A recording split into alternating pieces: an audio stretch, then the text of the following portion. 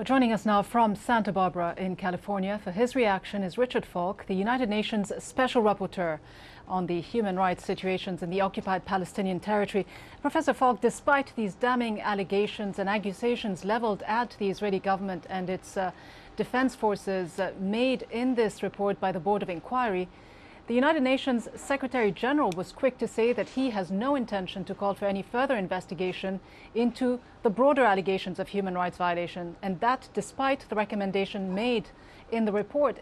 The UN Secretary General doesn't appear to be interested in pursuing these allegations and seeking the truth about the situation of human rights violations that took place in Gaza, does he? It does seem that way. I am somewhat disappointed by the Secretary General's tone in response to this very serious and scrupulously argued report that's based on very careful analysis of the available evidence.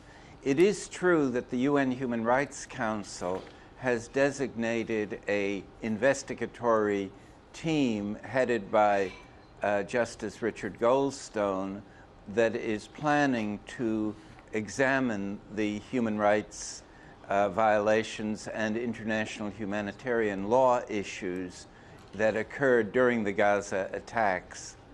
And so there is he might have better argued that there was already underway a parallel UN initiative, and therefore there wasn't a need for a further inquiry under the auspices of the Secretary General's office. Well, you look at the situation in Gaza very closely. Do you think there is the need for another fuller, more impartial inquiry into all of the incidents of human rights violations that took place?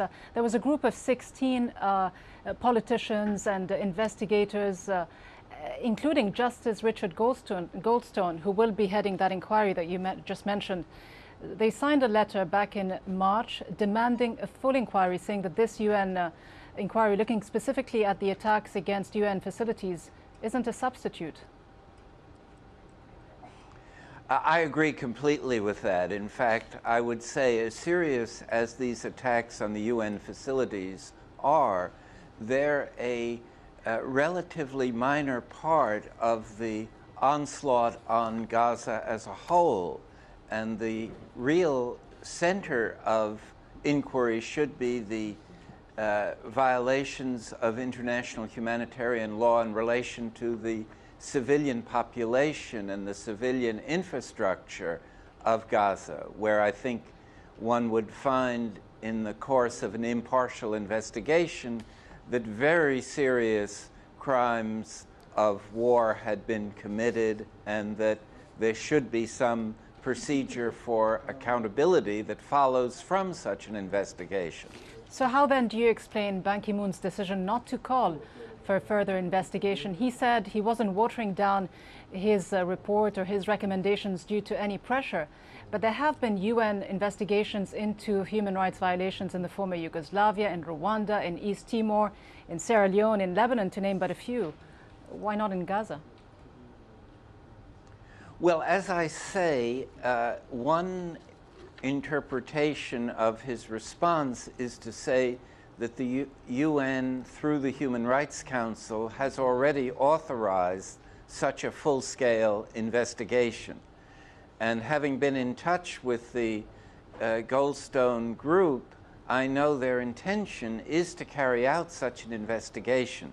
So in one way, Ban Ki-moon's response was somewhat misleading because the UN is already committed, subject to Israel's cooperation, to conduct just that sort of full-scale investigation, which is long overdue. It should have been carried out by now, because the longer you wait, the harder it is to gather convincing evidence. Where does Israel's reaction, though, it's a quick dismissal of this report as being one-sided, being completely flawed, where does it leave the prospects, the fate of this inquiry that you suggest that will be headed by Justice Richard Goldstone, considering that Israel has also said it will not cooperate with it? Israel has not yet made clear what non-cooperation means. If it is carried to the extreme that it was in my case, that is expelling the investigators if they try to enter, then it will pose a very serious obstacle to a real investigation. But if it merely means that they won't make the higher officials of the Israeli government available for interviews and won't share the evidence that they have under their disposal, then it's a limitation, but it wouldn't be a fatal obstacle to carrying out a meaningful investigation. But what is important is that this investigation go forward.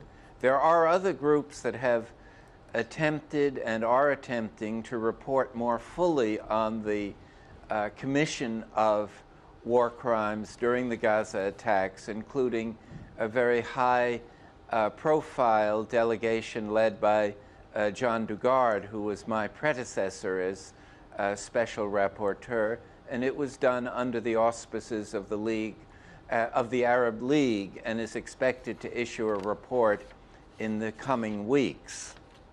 Richard Falk, the UN Special Rapporteur on the situation in the occupied Palestinian territory, many thanks for your time.